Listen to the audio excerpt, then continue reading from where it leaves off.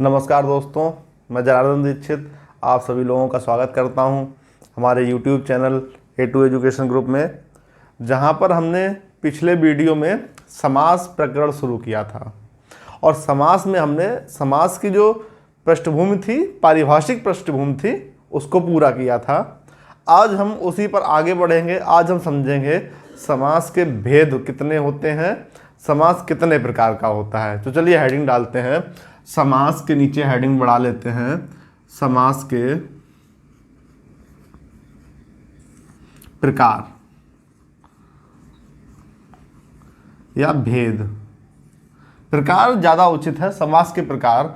तो सबसे पहले अगर आपसे प्रश्न पूछा जाए कि समास के प्रकार कितने होते हैं, तो आप बताएंगे 6 प्रकार के समास होते हैं। ठीक है।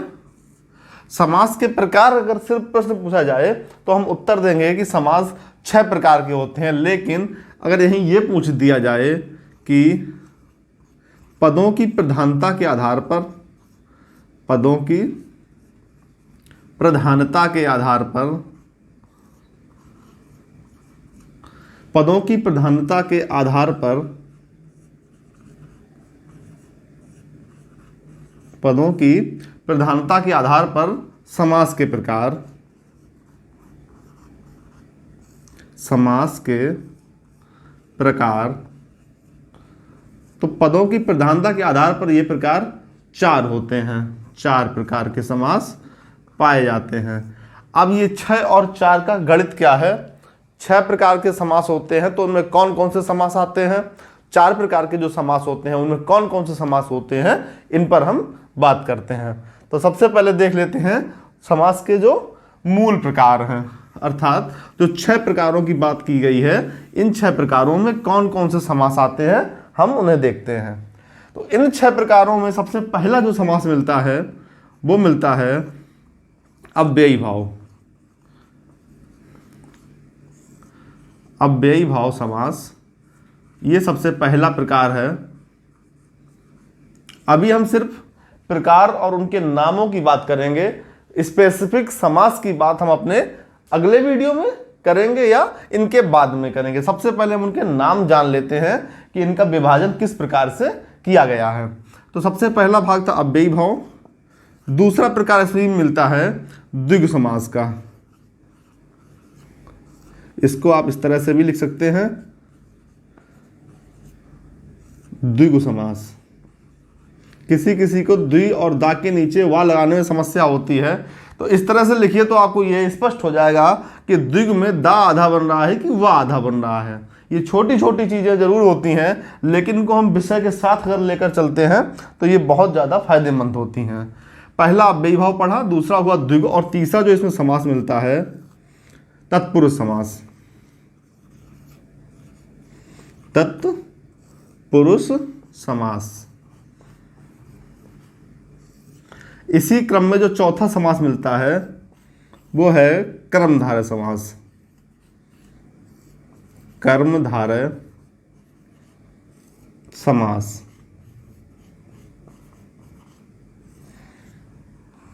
कर्मधारय समास, अव्ययी भाव, द्विगु, तत्पुरुष, कर्मधारय। इसी श्रृंखला में 5वां समास हमें मिलता है द्वंद्व समास। द्वंद्व, या इस तरह से भी द्वंद्व लिखा जा सकता है, द्वंद्व समास। और छठवां और आखिरी भेद इसका है बहुव्रीहि समास।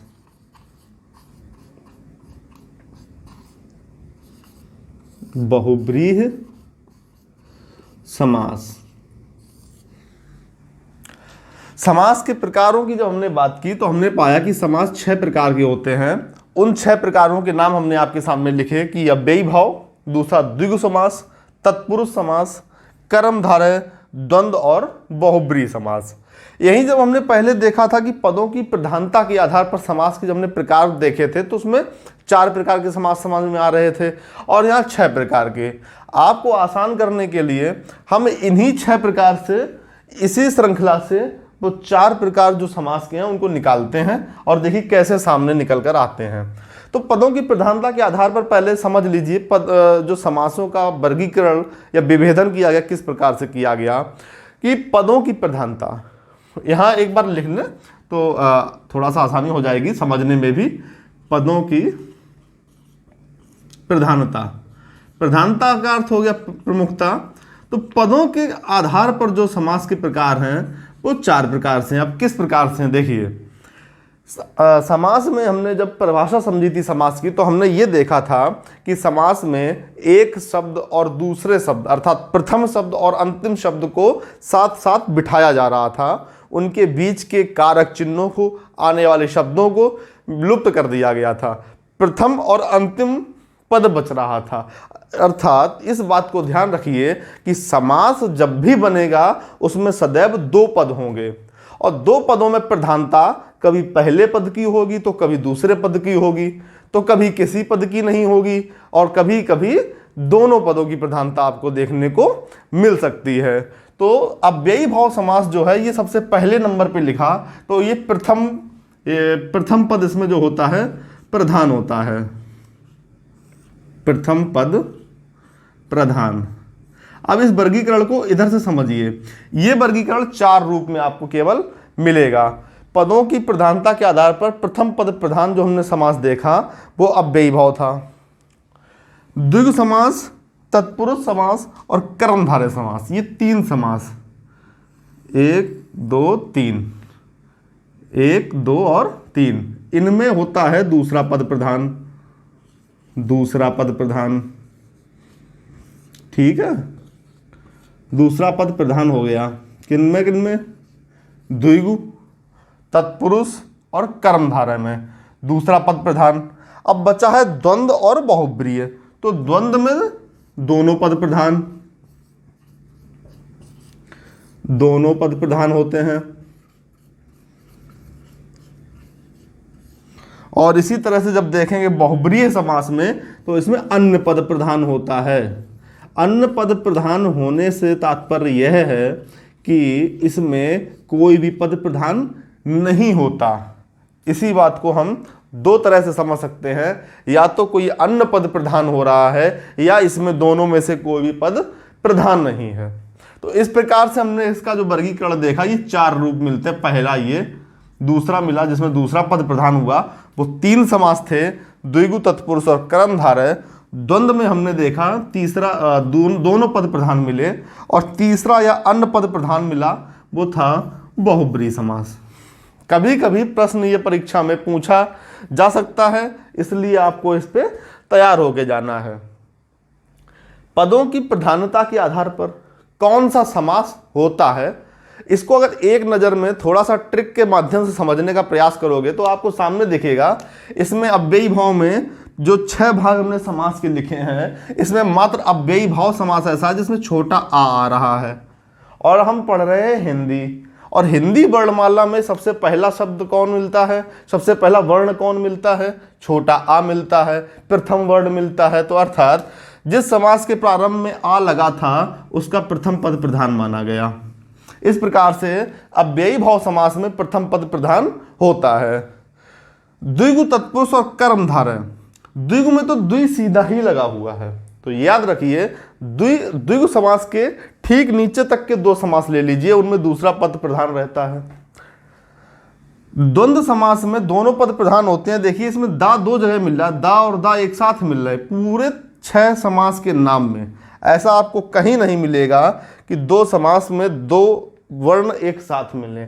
अब कुछ इसमें ज्ञानी लोग बताएंगे इसमें बहुब्रीय में बा और बा एक साथ में है, तो उनकी जानकारी के लिए बता दूं कि बहुब्रीय समास एक ऐसा समास है, इसके अपने कोई उदाहरण नहीं होते हैं, और ये सर्वविदित है कि बहुब्रीय समास का जो उदाहरण होगा वो कोई स्पेसिफिक उदाहरण होगा, और बहुब्रीय में अन्य पद प्रधान होता है।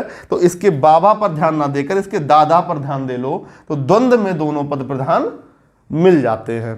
तो इस तरह से हमने देखा समास के प्रकार और उनकी प्रधानता। यहाँ एक बात मैं आपको और स्पष्ट करता चलूं, अव्ययी भाव समास में हम कह देते हैं प्रथम पद प्रधान होता है, और होता भी है, लेकिन कभी कभी ऐसी स्थितियां देखने को मिलती हैं, परीक्षा में प्रश्न पूछ लिए जाते हैं जिनमें उनका द्वितीय पद प्रधान मिलता है।